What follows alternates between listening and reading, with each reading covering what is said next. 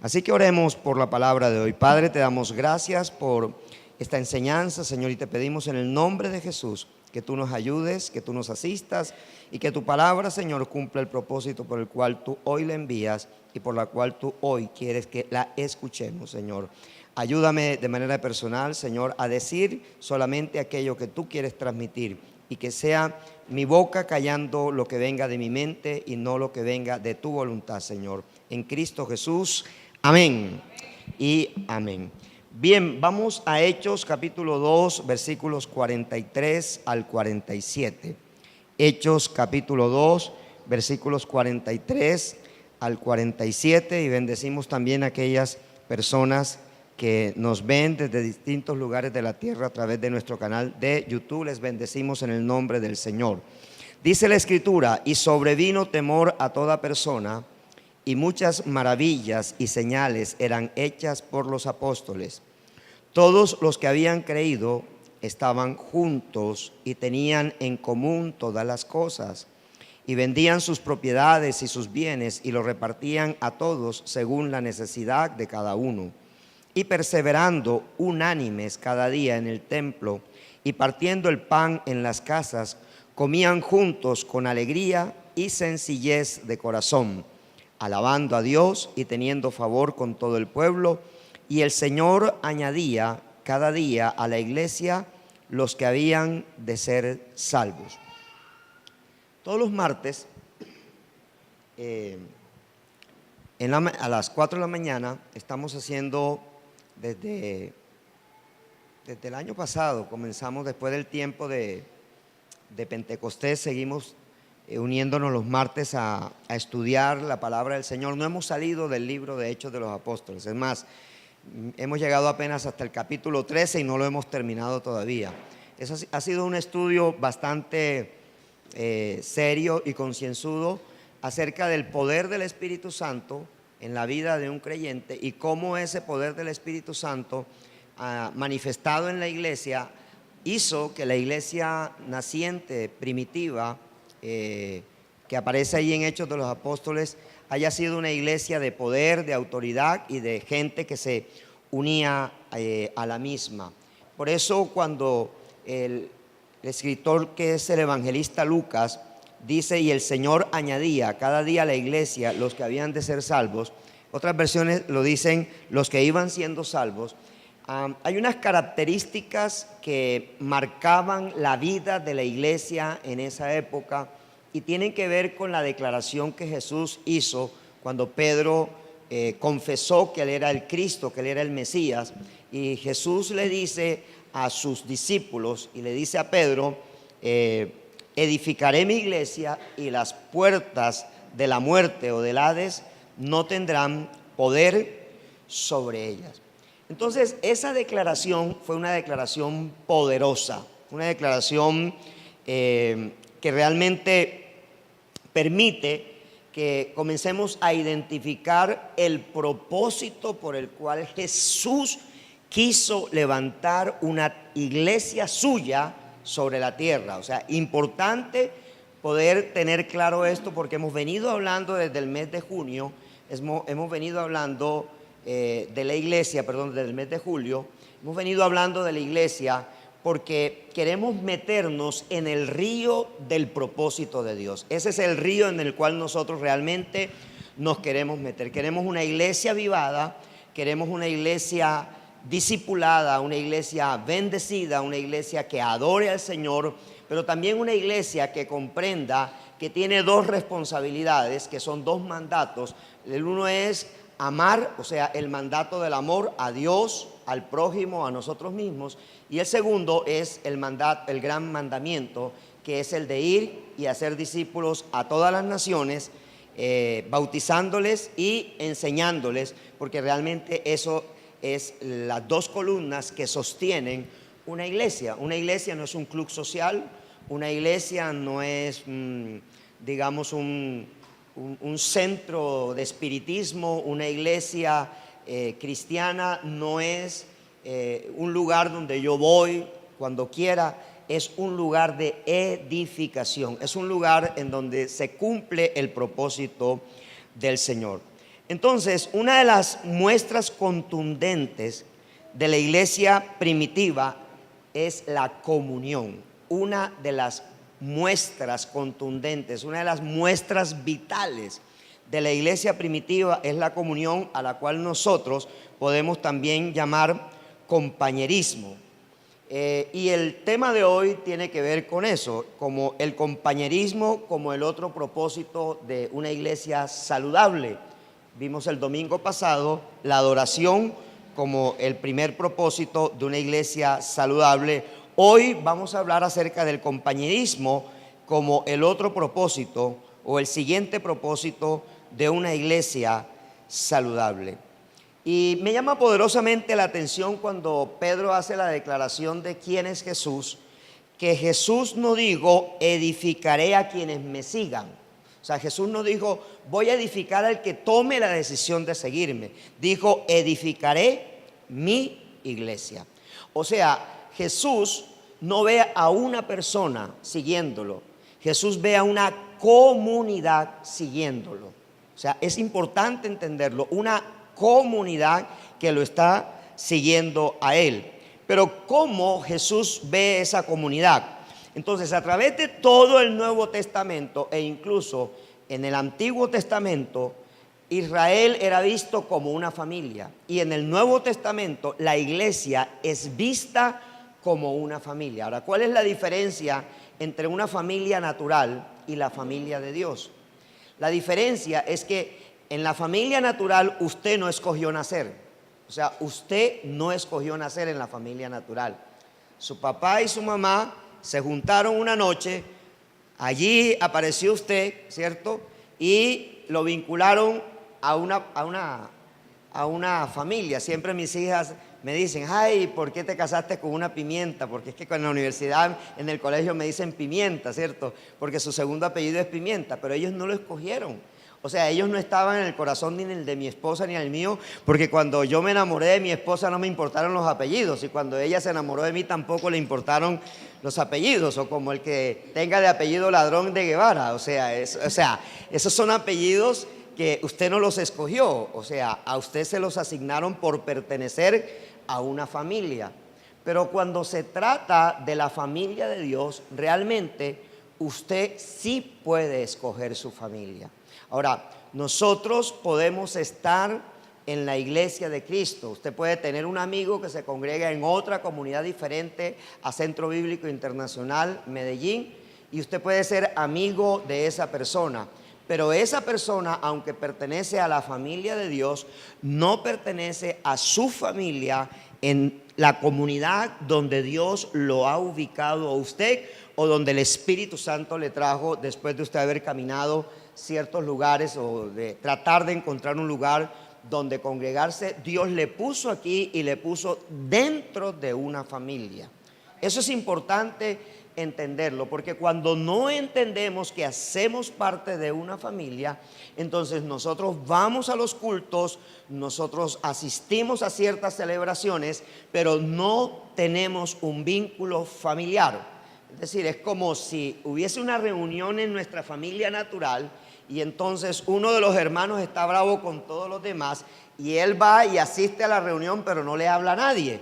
Entonces va a la reunión, se come la comida, se bebe lo que se va a beber, ¿cierto? Y se larga para su casa porque no está en un vínculo de comunidad. No sé si usted va comprendiendo lo que el Espíritu Santo nos está tratando de enseñar en esta mañana. Entonces yo quiero hablarte hoy acerca de cuatro implicaciones que significa nacer en la familia de Dios. Cuatro implicaciones que significa nacer en la familia de Dios. Y la primera implicación es un llamado a la comunión por medio del amor. La primera implicación de la familia de Dios es que es un llamado, nos hace Dios un llamado a la comunión por medio del amor. Importante entender, Efesios 2:19 dice, así que ya no sois extranjeros ni advenedizos, sino conciudadanos de los santos y miembros de la familia de Dios. Hay dos cosas nuevas que ocurrieron en tu vida. Uno, tienes una nueva nacionalidad. O sea, además de la nacionalidad natural, ahora se te agrega la nacionalidad espiritual. Quiere decir que si tu nombre está inscrito o registrado en lo que llamamos en la Biblia el libro de la vida, entonces tú eres conciudadano de los santos. Quiere decir que eres ciudadano del cielo, pero eres conciudadano con tu hermano. ¿Sí? Así no me guste mi hermana o mi hermano, o no me gusta el color de sus ojos, o el color de su piel, o el color de su cabello, o la manera como habla, mi hermano es conciudadano mío de los santos. O sea, él o ella es santo y yo soy santo. Y nosotros mutuamente, queramos o no, nos tenemos que soportar. Mutuamente nos tenemos que soportar. La iglesia no es el lugar perfecto, pero es el lugar seguro. No es el lugar perfecto. La iglesia no es el lugar perfecto. Es más, es lo más imperfecto que hay sobre la tierra, pero es el lugar más seguro. ¿Sí? El arca de Noé, no me imagino a qué olía.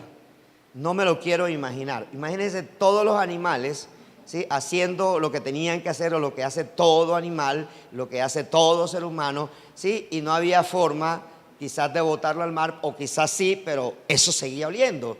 Pero ahí en el arca estaban seguros. O sea, el arca producía seguridad, y la iglesia, la comunidad de los santos, provee seguridad a tu vida espiritual. Entonces, esa comunión también la podemos llamar compañerismo, y el compañerismo es la primera manifestación visible del propósito de la iglesia. O sea, la iglesia fue diseñada por Jesucristo para que proveamos compañerismo. Es decir, para que cuando alguien esté caído, usted hizo el devocional ayer, y en el devocional en Gálatas capítulo 6, del versículo 1 hasta el versículo 10, habla acerca de cómo tratar a alguien cuando cae en pecado, cuando se aparta de Dios, cómo debe ser mi imagen. Dice, no te creas superior a los demás. Porque es que posiblemente cuando tú te crees superior a los demás, tú vas a terminar cayendo en aquel pecado al cual estás juzgando y estás señalando. Dios nos llama a tener misericordia, Dios nos llama a exhortar a nuestro hermano en la fe, pero también Dios nos llama a rendir cuentas los unos a los otros, y eso es importante también poder entenderlo. Entonces, ¿cómo la persona es llamada a la comunión? A través del bautismo. O sea, cuando una persona no es bautizada, no está unida oficialmente a la comunidad de creyentes. Está unida al reino de Dios, pero está incompleto. O sea, esa persona no está completa, porque esa persona se completa a través del bautismo. ¿Y sabe quién fue el que nos dio el ejemplo? El mismo Señor Jesucristo. Porque el Señor Jesucristo, cuando Juan estaba llamando al arrepentimiento en el Jordán, el Señor Jesucristo se presentó, y el mismo Juan se asustó. Juan el Bautista dijo, pero ¿cómo te voy a bautizar yo a ti? Y Jesús dijo, es necesario que yo me bautice, porque después él no hubiese podido decir, bautizándolos en el nombre del Padre, y en el nombre del Hijo, y en el nombre del Espíritu Santo. O sea, no hubiese podido tener autoridad para darnos el gran mandamiento. Me hago comprender allí. Entonces es importante entender que la primera manifestación visible, que yo me estoy uniendo a una comunidad de conciudadanos de los santos, a los cuales la Biblia también llama a la familia de Dios, es el bautismo. Y por eso se hace público, se hace en un lugar público. ¿Por qué se hace en un lugar público? Porque es el reconocimiento del señorío de Cristo sobre mi vida, pero también es el reconocimiento que yo me estoy uniendo a una comunidad eclesiástica llamada iglesia local. Lo segundo que implica unirse a una familia después de haber nacido de nuevo es eso, es que me estoy uniendo a una familia llamada familia de Dios, también llamada familia de la fe. Dice primera carta del apóstol Pablo a Timoteo, su hijo espiritual, capítulo 3, versículo 15, lo leo en la versión TLA: así sabrás cómo debemos comportarnos los que pertenecemos a la iglesia, que es la familia del Dios vivo. La iglesia sostiene y defiende la verdad. Muy bien, a usted y a mí siempre se nos ha dado el siguiente ejemplo. Si hay una hoguera, la hoguera la conforma un tizón o varios tizones. varios tizones. Yo diría que tiene que haber un montón de tizones. Si usted saca un tizón de la hoguera y lo deja por una horita fuera de la hoguera, ¿qué le pasa al tizón? Se apaga, ¿cierto? Una de las razones por las cuales las personas, después de conocer del Señor, se apartan del Señor, es porque se separaron de la comunión, se separaron del compañerismo. Y se separaron del compañerismo por cualquier cosa, porque el pastor regañó, porque el pastor dio un ejemplo y él creyó que ese ejemplo era con él o con ella, ¿cierto?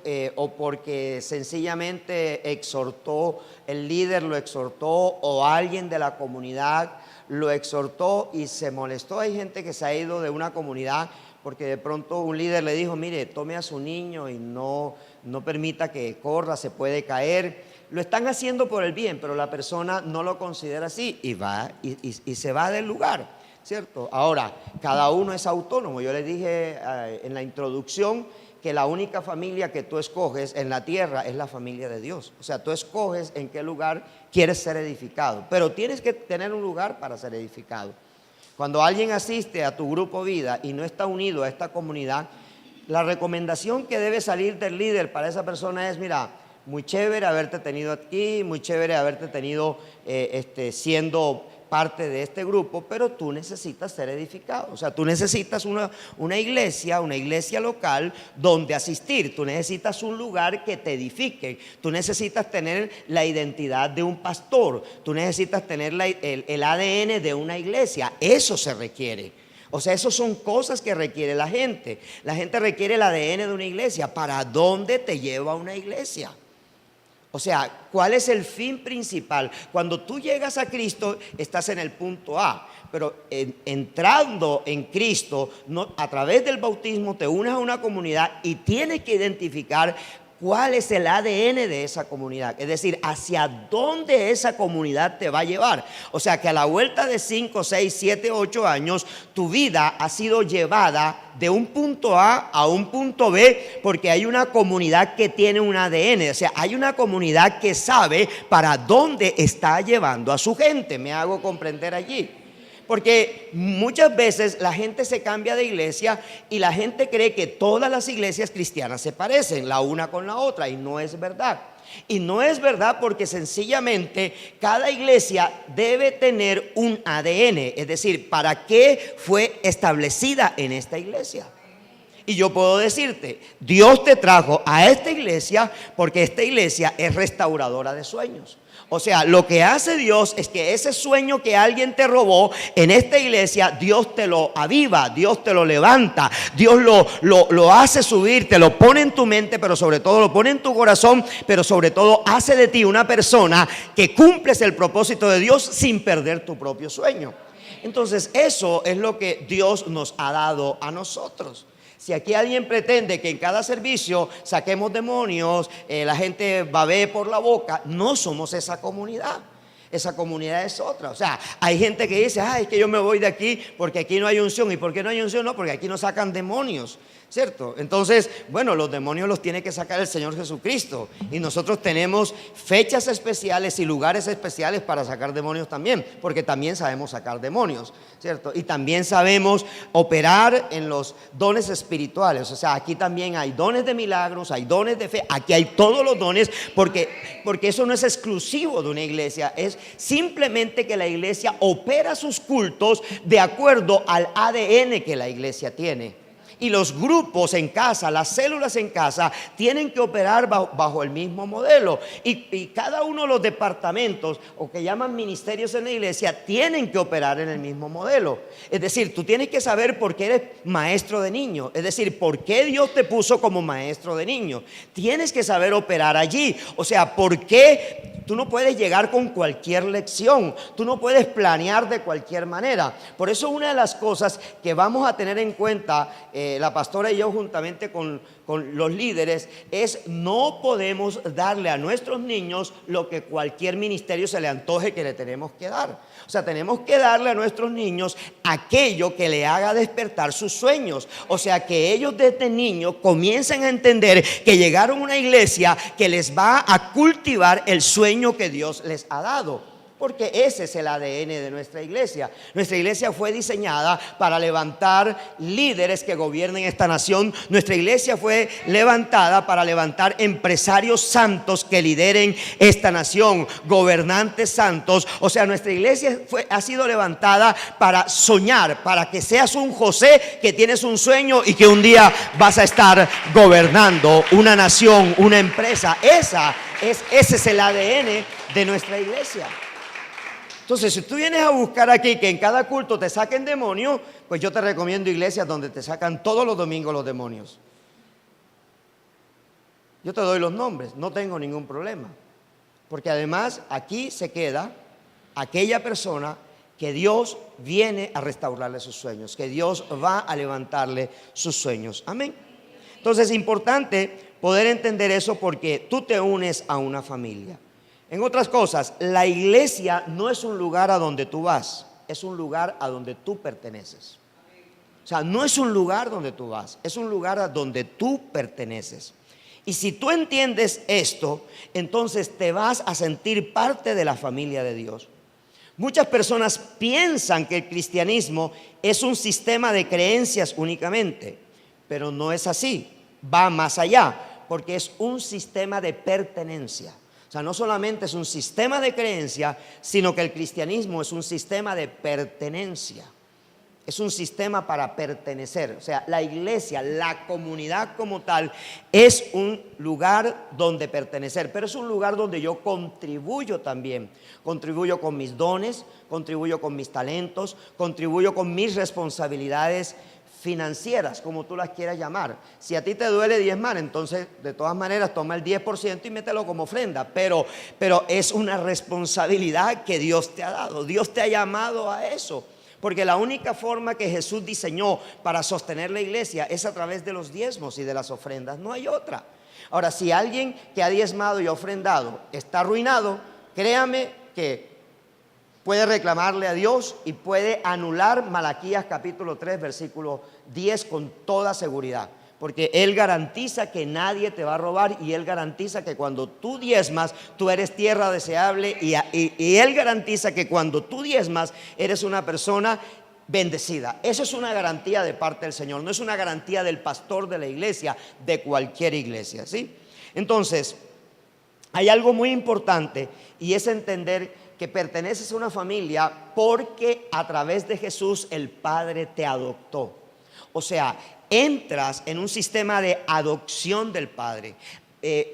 Por allá en uno de los libros de los profetas, la Biblia dice que al que no era pueblo mío, yo lo llamo ahora pueblo mío. Y lo dice en hebreo, lo a mí, dice lu a mí. Es decir, al que no era pueblo mío, ahora yo lo llamo ¿qué? Pueblo mío. Pablo dice que de dos pueblos ahora hizo ¿qué? Uno, de manera que la salvación no ahora es únicamente para un pueblo llamado Israel. La salvación es para todo aquel que tenga la fe en el Señor Jesucristo. Y al tener la fe en el Señor Jesucristo, cada persona cuando es recibida, cuando Cristo lo recibe, y cuando está dentro de Cristo y cuando la persona por fe recibe a Cristo, entonces el Padre declara un acta de escritura, dice, adoptado a mi familia. Haces parte de la familia de Dios, pero Él necesita cuidarte, porque tú no tuviste a tu hijo y se lo diste al vecino para que te lo cuidara, ¿sí? Eso se llama irresponsabilidad. Hay gente que sí lo hace, pero cuando tú tuviste a tu hijo, cuando Marina tuvo a su hija, ¿sí? Manuela no le dijo a la vecina, cuídemela ahí, dele tetero, cómprele la leche, no, y mire a ver quién le da el seno, no, o sea, ella se responsabilizó de ella. ¿Qué es lo que hace Dios? Al tú nacer en una familia de Dios, Dios te entrega un hogar. ¿Cuál es el hogar? Tú vas a un grupo, a una célula de aquí de centro bíblico, entonces si tú conociste a Dios en una célula de centro bíblico, tu familia se llama CBI Medellín. Esa se llama tu familia. Y si el líder no enseña eso, la gente nunca lo va a aprender. Y si los que asisten al grupo no enseñan eso, porque pueda que el líder lo haga y la persona no lo entienda, pero alguien del grupo le tiene que decir: mire, hermano, usted no es, en este lugar, usted no es un adoptado cualquiera, usted es un adoptado de Dios. Y ser un adoptado de Dios es igual como si Dios te hubiese parido literalmente. De manera que tú perteneces a una familia. No solamente tienes que ir a un grupo o venir a un grupo, sino que también tienes que unirte a la familia general. Tú tienes que saber que tienes otros hermanos. Tú tienes otros hermanos a los cuales tienes que conocer. Número 3, la tercera implicación, ¿sí?, es que tú tienes un llamado a pertenecer. O sea, tienes un llamado a la comunión, que es compañerismo, tienes un llamado a una familia, que es la familia de Dios, y la tercera implicación es un llamado a pertenecer, un llamado a pertenecer. Dice ahí mismo, 1 Timoteo 3:15, la familia de Dios es la iglesia del Dios viviente, columna y fundamento de la verdad. Cuando revisamos Génesis capítulo 2, versículo 18, Dios hace la siguiente declaración: no es bueno que el hombre esté solo. Y muchas veces hemos tomado ese versículo bíblico para hablar acerca del el sexo, es decir, la masculinidad. No es bueno que el macho esté solo, no es bueno que el hombre esté solo. O sea, ni el hombre ni la mujer es bueno que estén solos, ¿sí? De hecho, Eva pecó porque estaba sola, ¿sí? O sea, no sé qué se puso a hacer Adán y la dejó sola. Muchas veces a la mujer no hay que dejarla sola, porque las tarjetas de crédito las desocupa todas, ¿cierto? Entonces, no es bueno que el hombre esté solo, ¿sí? No es bueno que el hombre esté solo. Fuimos creados para vivir en comunidad. Fuimos creados para vivir en comunidad. A Dios le preocupaba tanto que Adán se familiarizara con los animales que iba a terminar en animal. Entonces le digo: no, vamos a hacer una cosa, vamos a darte a alguien igual, pero se va a llamar mujer. O sea, te voy a dar una ayuda idónea. ¿Qué es la iglesia? La iglesia es la ayuda idónea que tiene un nacido de nuevo. O sea, la iglesia te provee ayuda para crecer. La iglesia te provee ayuda para madurar. La iglesia te provee ayuda para que cuando estés en problemas, muchos hermanos estén orando por tu problema. Mire, imagínese que Lucía, que Mara Paola, que Dani, que todas las personas por las cuales venimos orando no tuvieran compañeros de oración como usted y como yo. O sea, imagínese cómo estaría la salud de ella. Imagínese qué estaría pensando el médico de los cristianos cuando él se quedó asombrado de ver la recuperación de Mara Paola después de haberle extirpado cerca de 4 o 5 cánceres en su cuerpo. Y verla levantada a los 15 días, y una persona que debía estar entre 2 y 3 meses en el hospital, en la clínica, solamente duró 20 días en la clínica, y los médicos y la ciencia médica están asombrados. ¿Y sabe por qué están asombrados? Porque ellos no conocen el poder de una familia, el poder de pertenecer a una familia. Ese es el poder que tú puedes orar, que tú puedes llamar a tu hermano a cualquier hora y decirle: necesito de tu ayuda. Porque nos necesitamos los unos a los otros. Nos necesitamos. Eso es una bendición, pertenecer a la familia de Dios. Entonces, la pertenencia es importante.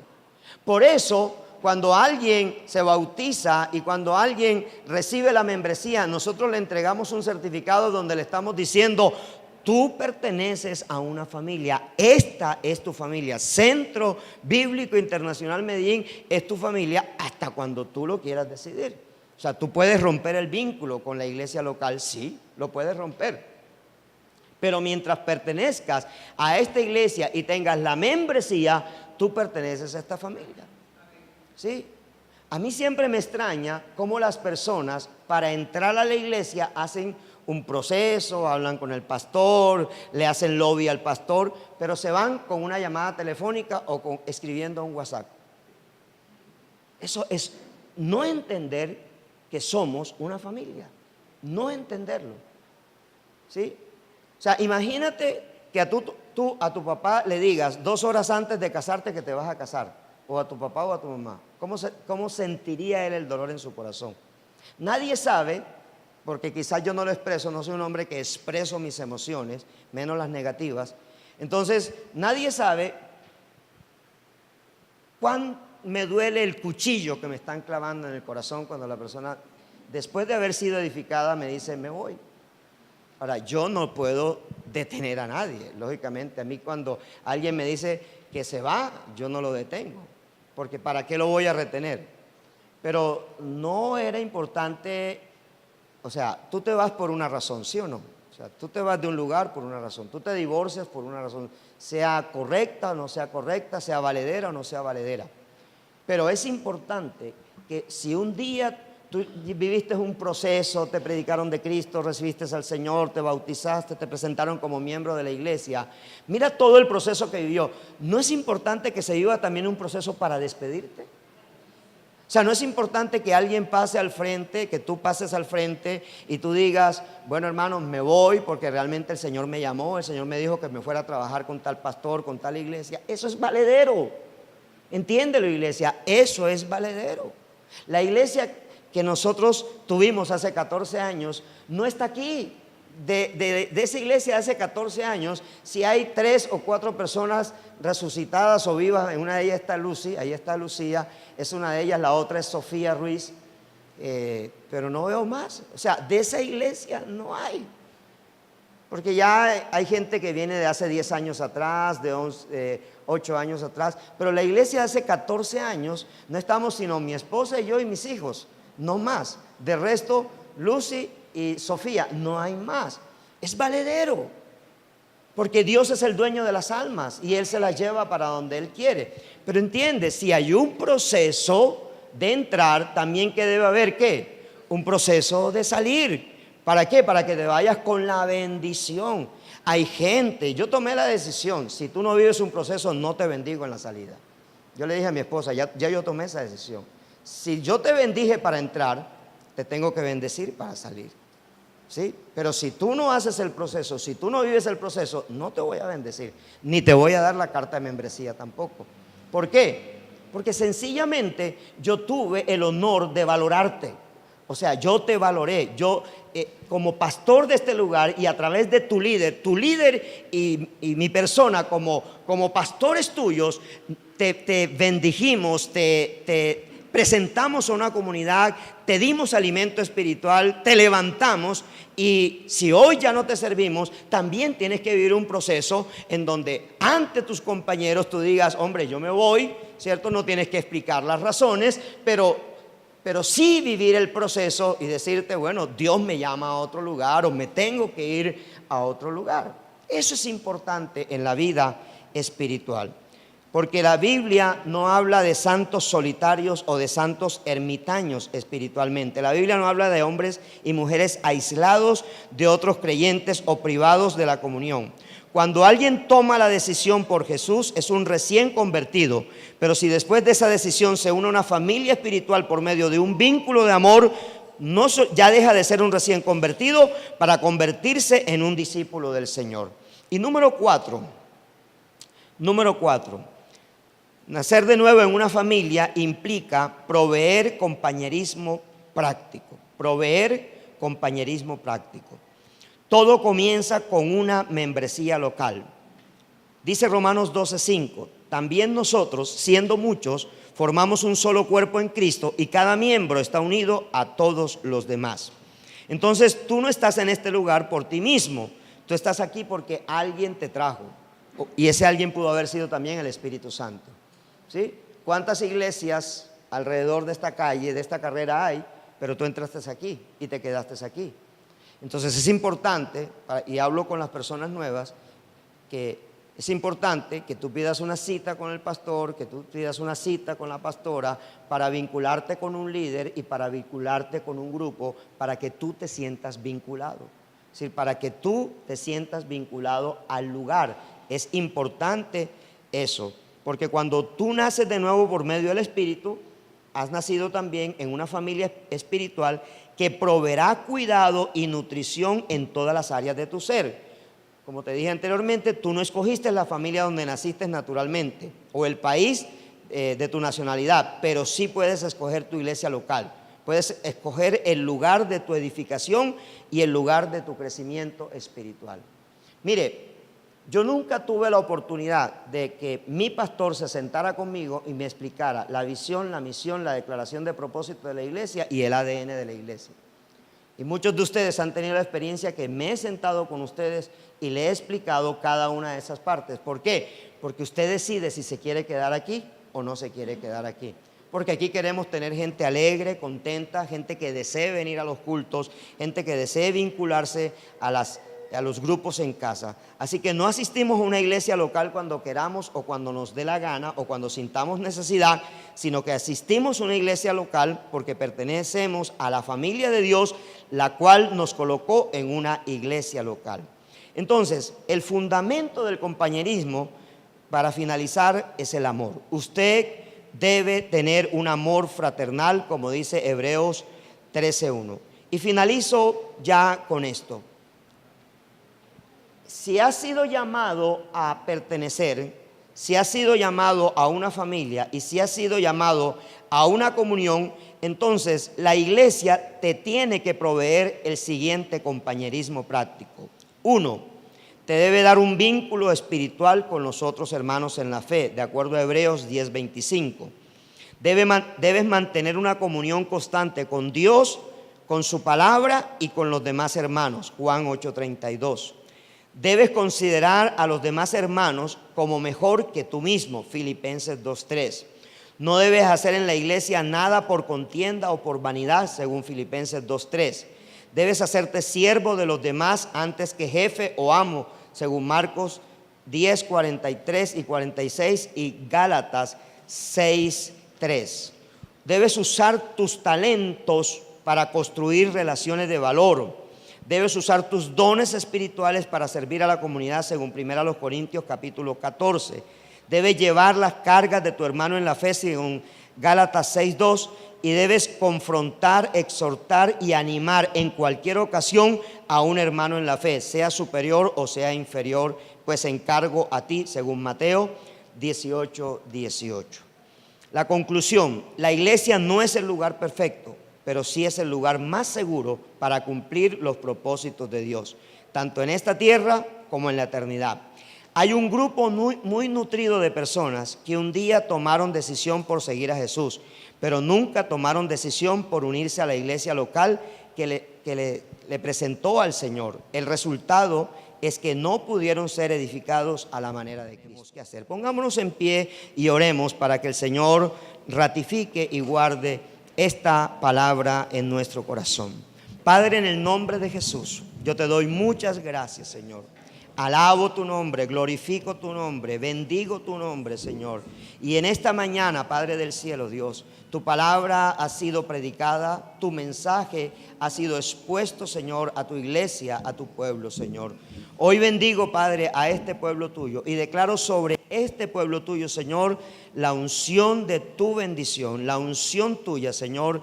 Esa unción, Señor, que rompe, que pudre el yugo, Padre del cielo, y esa unción que trae libertad sobre tu pueblo y que trae libertad sobre tu iglesia. En el precioso nombre de Jesús de Nazaret, Señor, unimos a esta familia a tu corazón, Jesús, al corazón del Padre, por medio de la presencia del Espíritu Santo. Amén, amén y amén. Dele un fuerte aplauso al Señor.